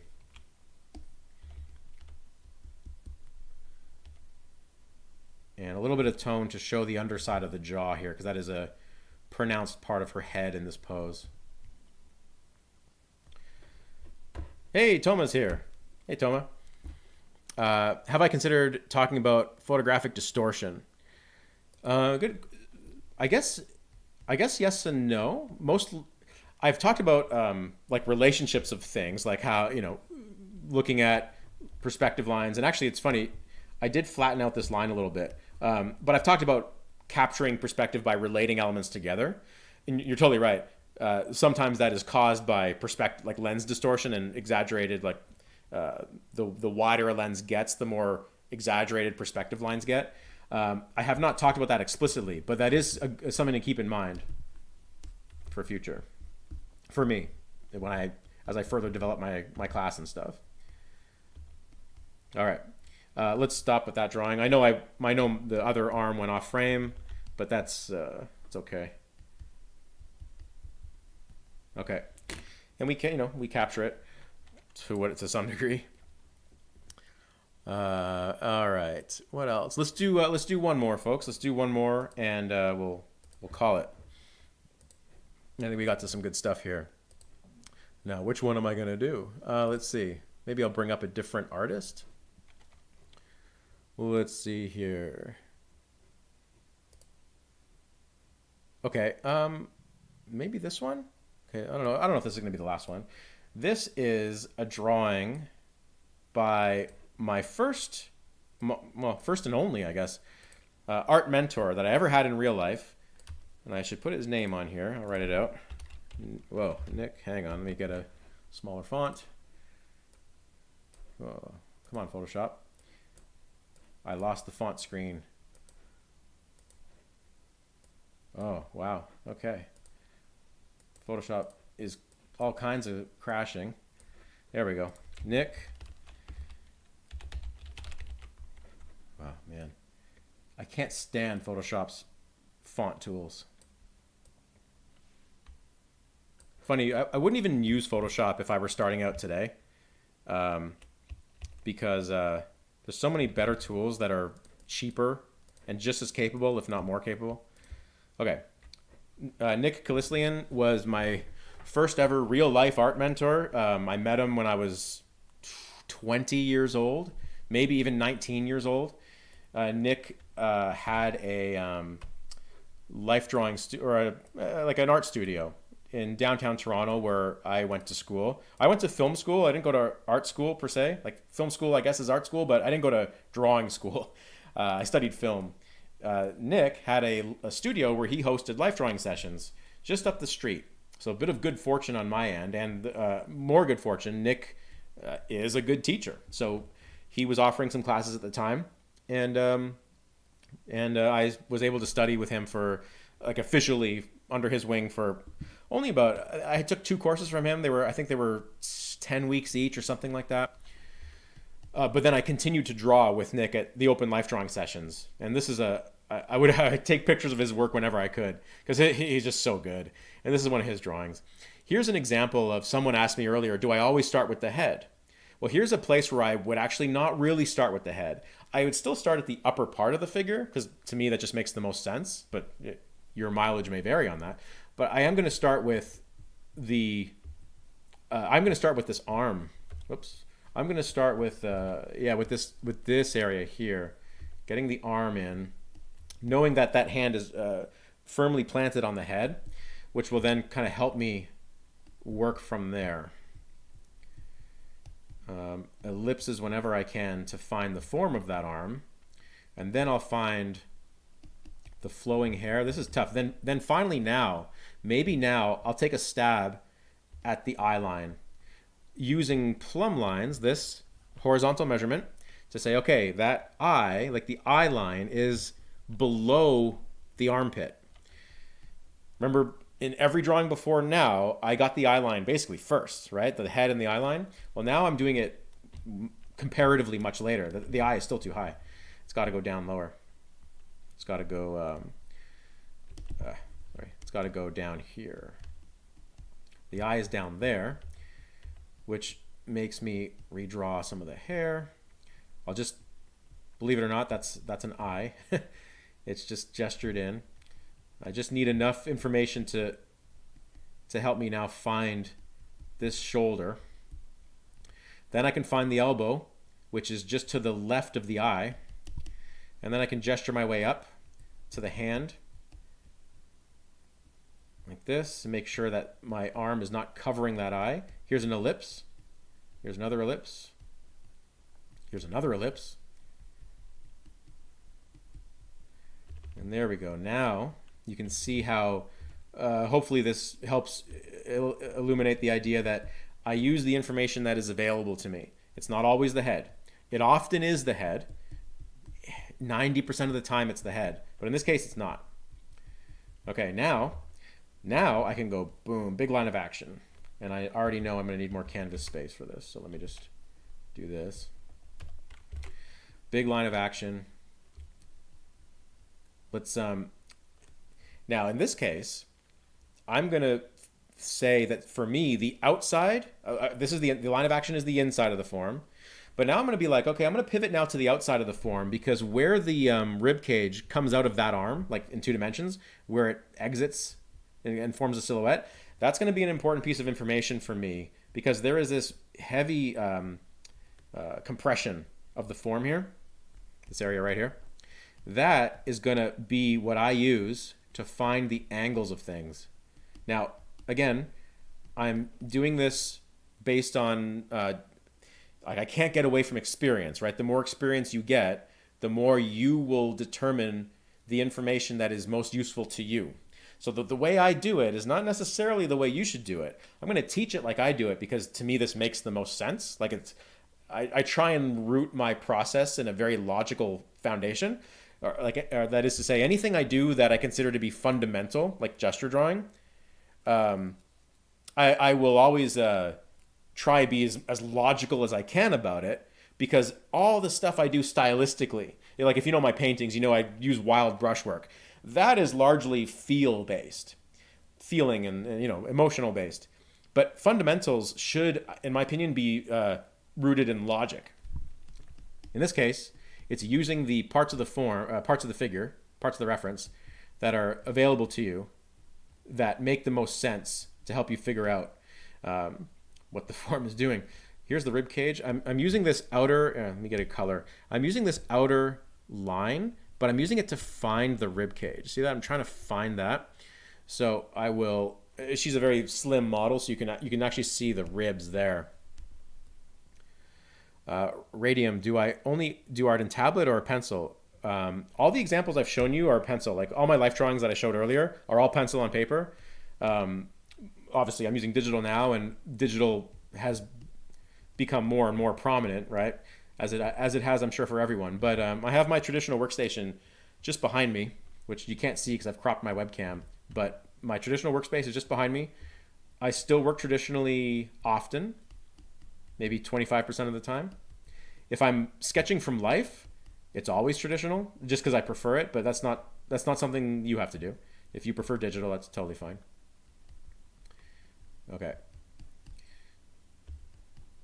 I'm actually going for a few more outside shapes in this one, but I want to find you see I'm rhythmically connecting the lower part of the hips and the upper part of the hips. The hips are certainly offset here. There's a dramatic angle to them.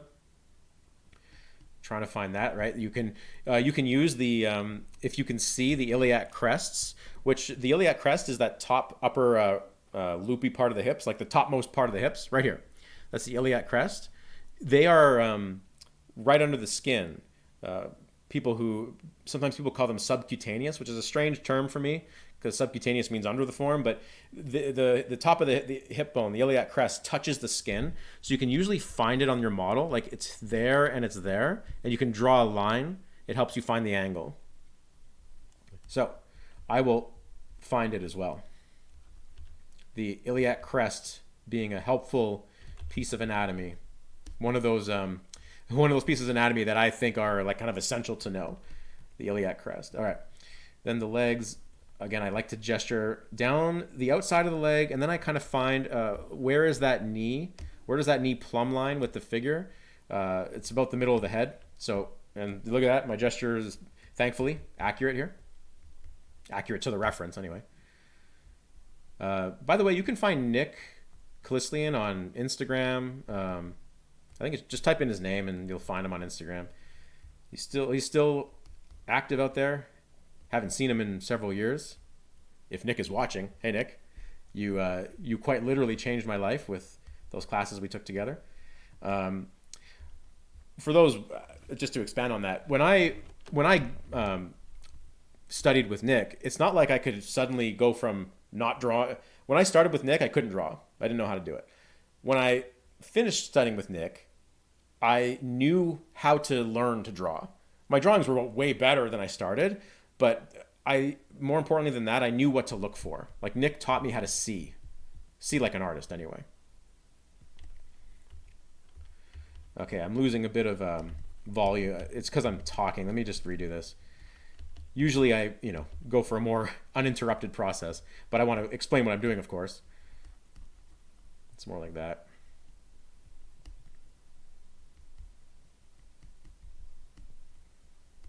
Bit of negative space here. That knee was too low. Let's raise it. The knees are about like that. And then we're gonna run out of space there. Let's continue down.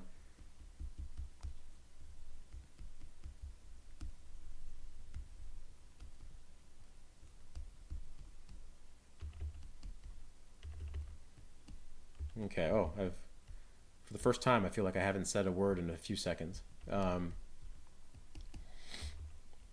Yeah, anyway, let's do one more, and then we will get out of here. Okay. So Beep Bop Robot says, so after learning with Nick, there was learning you had to, oh yeah. Like I said, Nick taught me how to, like a system, like I'm kind of showing you guys here, like a system of priority for analyzing the model in this case, analyzing gesture and rhythm and things to see. Nick largely taught me that. And then from there, yes, my drawings improved because I was able to implement his advice and teachings, right then and there.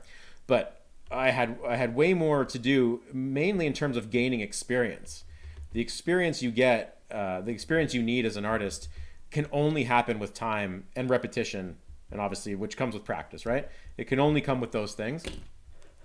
I lost it a little bit here at the legs. Sorry, folks. That's not the best lower part of the figure. Let's do another one. Let's do another one here. I'll go back to Glen Keane for this. So finish where we started. Let's do this one. Here's a beautiful pose. Some form here to work out. A lot of gesture, a lot of mood to this, and keeping in tune with how I opened this live chat. We opened this live stream with this drawing here.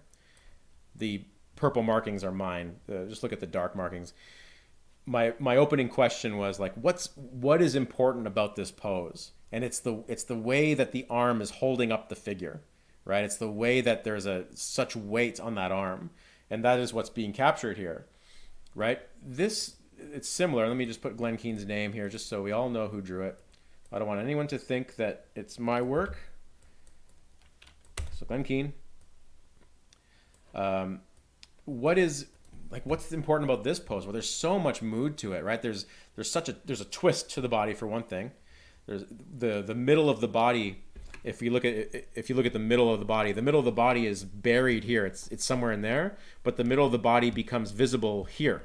So there's a twist to it. We want to capture that. We want to capture this giant stress put on the shoulder blades, holding that body up. The legs, of course, holding up the other part of the body, the other half of the body.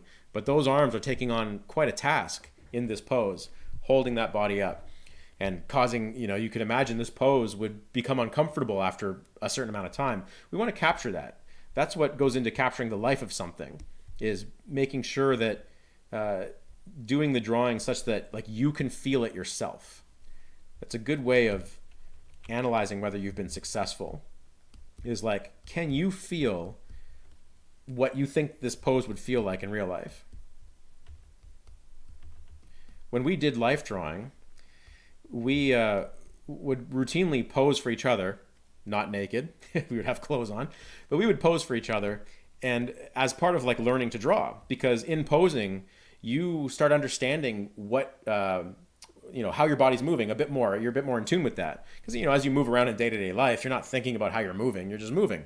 But if you're posing for artists, you're very aware of like what makes your pose whatever it is you're doing. Like if I'm doing this, I'm very aware of the tension in my shoulder, the height of my shoulder, how uncomfortable this is right now for me to do this. Hopefully you can see it on my camera. You become aware of those things, and therefore when you draw them, you are also more aware of those things just by looking at another person doing the pose. Gabuda asks a good question. Where is the boundary between gesture and construction? That is a very good question. I incorporate some construction into my gesture through ellipses, as I've talked about a lot in this live stream. Here I'm using the scapulas, the shoulder blades, to give me an angle. And then from there, I can find the perspective and relationship of the arms and hands. So again, connected pieces, right? Then from here, I can find, or start to find, some of these complex rhythms. It's this S curve, right? There's a beautiful S curve here. This end is a C curve. C curve, S curve. So I'm trying to find those. These are not outside, these are not contours. They are on the outside, but they're not like shapes. I mean, yes, they're shapes, but I'm not trying to draw shapes. You can't not draw shapes, right? I do this, it's a shape. But I'm looking for just the outside rhythms. They're not committed shapes, let's say. From here, I can find where the arm connects to the scapula by like, Glen Keane did it a little bit too, by rhythmically connecting this.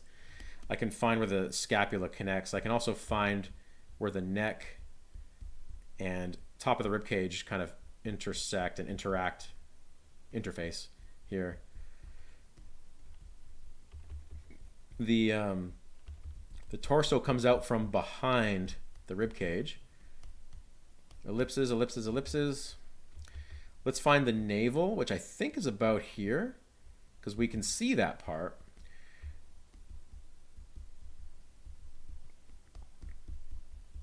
And now that gets me to the ellipse of this leg. And more importantly, where that leg touches the ground. Boom, straight. I'm gonna do it. Look at what Glen Keane did, right? He's thinking the same way. I mean, I learned this from Glen Keane. So it's not like Glen Keane thinks like I do. I think like Glen Keane does. He's first, not me. But he's using these big, strong things, right? These big straights to kind of definitively tell himself. You can see it in the arm too. See these like big, fat straight? He's telling himself like the weight is here. Straights are so good at that. So whenever I'm feeling like I can commit to something, something important, it's usually often like where the weight is first. Hey, Diathorn's here. Hey, Diathorn. And Diathorn makes a very good comment there. You can read it. That's true. Construction is... so going back to the question though, construction is something I embed to some degree in gesture. Like right now, I'm finding somewhat of a construction of the leg by finding these ellipses, and same with the back leg. I'll find, let me find where the knee is and then where that knee is.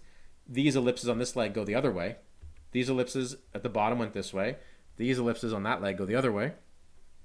Helps you with perspective, right? So that is construction, but it's not anatomy, right? Drawing over the form with ellipses, I am in no way considering the anatomy of the leg, how like the muscles of the quads. I'm not thinking about that at all. Even though I know them and knowing them helps, but you don't need to know how the quads are constructed to draw ellipses. So structure is kind of different than anatomy. Not kind of. Structure is actually quite different than anatomy. Anatomy is part of structure, but structure can exist without anatomy. It's kind of like how all dentists are doctors, but not all doctors are dentists. Oddly, that saying is stuck in my head for like 40 years, however long, whenever I learned about it. Okay.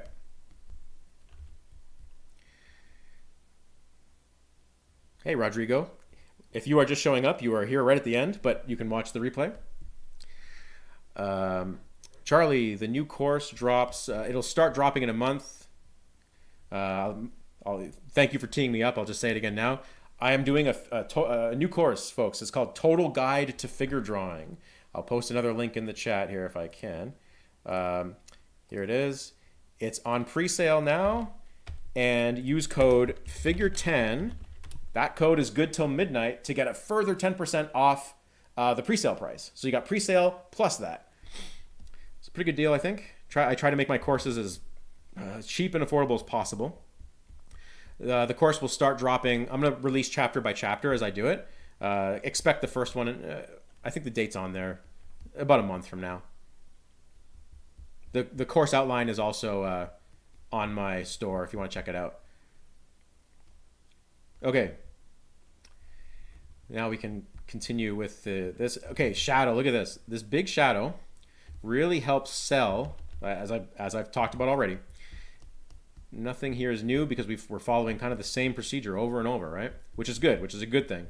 But this shadow tells the viewer that there's a perspective grid. And the viewer is so used to seeing life, like seeing real life. A perspective grid is embedded in even like non-artists. Like you don't have to be an artist to feel a perspective, the presence of perspective. We live in a perspective world. So if you can tell the viewer like, hey, there's a perspective line here and here, and it kind of goes like this, the viewer will say, oh, there's a perspective grid. And you know, it works. It's like an intuitive thing that we all just know based on being alive. Bebop Robot. Yes, I did live in Germany when I did that class, when I recorded that class. I lived in Munich. I don't live there anymore. And I do know bits of yes, I know bits of the language, but I am certainly not going to try and speak German right now. I took classes, though. My wife and I took German classes, which the company she worked for paid for, which is nice. It was kind of our part of a condition of moving there, as we would at least try and learn some of the language. And we did. I actually really had a lot of fun with learning German. Of course, as anyone who has ever tried to learn a language knows, you have to just speak it to other people. You can only get so far with textbooks. And I never got there. Even like we did make some German friends, of course, but they were all so good with English that we just spoke English, which was, I mean, it was great for camaraderie and stuff, but also not so great for my learning of German. I remember my proudest moment in terms of speaking German was when I gave someone directions in German. Someone stopped me. I was plein air painting actually. Someone stopped me and asked for directions, and I was able to reply in German. And I think I gave him the right directions. I don't know. I think I did. Okay. I may use an ellipse here, just like Glen Keane did, to show the cast shadow. Now that shadow should connect with shadow on the ground. This is the last piece for today, folks. After this, we will part ways, but I love doing these live streams. I should really do more of them. If you enjoyed this, check out the class. It's going to be this, but more structured is what the class is, and longer, and more chapters, more of everything. Maybe a little less off the cuff. If I enjoy off the cuff stuff just as much as anyone, and I will do more live streams for that. So with my longer courses, I try and make them like as casual as possible, but they're still more like they're like my YouTube videos, right? They're less conversational and more like information. I'm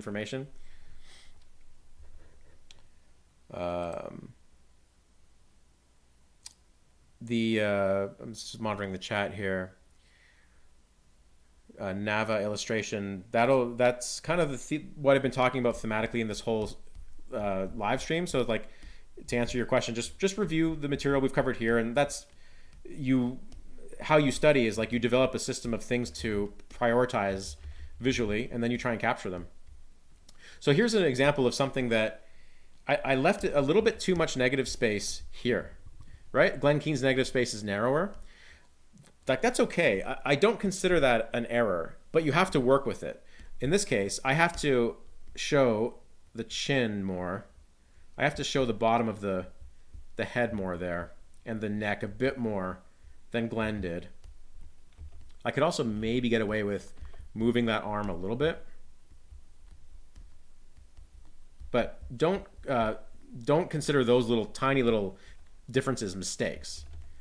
If something is way off, then yeah, it's a mistake. But so if this is a cylinder, you may consider just simply like if the light is coming down from above, that cylinder is gonna, like if you have a cylinder, if the light's coming down from above, it's gonna turn to shadow, somewhere around here. This being like a cast shadow, you're gonna have that kind of thing. So you can see it barely in Glen's drawing. I'm gonna put in something of a shadow there. Nothing crazy, just a little indication of tone. I call this like shading geometrically. It's not shading realistically. Like I'm not copying the light. I mean, there is no light to copy here because I'm looking at a drawing, not a photograph. But using just knowledge of form and your basic forms, you can just shade geometric shapes. This leg might have a cylinder that turns into shadow about here. Shade that in. And then, of course, that leg, which Glen Keane did indicate, casts a shadow on this one, which is a nice little touch. Really helps show form. That shadow may actually this cast shadow may turn into a form shadow here. This is a form shadow, by the way. A cast shadow, like if this cylinder casts a shadow, this is a cast shadow. This is a form shadow. Oftentimes, cast shadows blend into form shadows, and it makes a seamless kind of connection. Okay. And with that, folks, we will end off our live stream today. I had a ton of fun. Thank you all for joining. It never escapes me that I am in a privileged position to have an audience here on YouTube. That fact I never forget that. So thank you for checking out my videos, attending the live stream. If you want to check out my course, just go to www.marcobucciartstore.com. One more time, I'll put it in the chat, bucciartstore.com. We're trialing a community there right now, which may be available to the public later. I'm trialing it right now, just forum stuff, critiques, live sessions. But you can find all my courses there, and including, of course, my new figure course, Total Guide to Figure Drawing, which is on pre-sale right now. All right. What am I doing here? Oh, you know what's funny? For those who were at my last live session, do you remember I logged off, but for some reason it kept recording for 45 minutes? You just saw an empty chair for 45 minutes.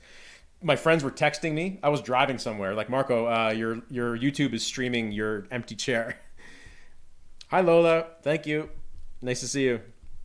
Yes, the live stream will stay up so you can catch the replay. Yeah, I'll stop now. It's hard for me to know when to stop, so I'll just stop now.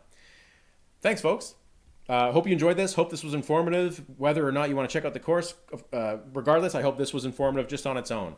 I'm constantly working on new YouTube videos, so subscribe if you're not already, and I'm trying to up my production rates. I'm trying to put new videos out more constantly. So all the best with everyone's work, with your figure drawing. Go figure draw. Check out Glen Keane. Check out different artists. And I will see you in another video. And now let's see if I can successfully log off of this. End stream. Bye, everybody.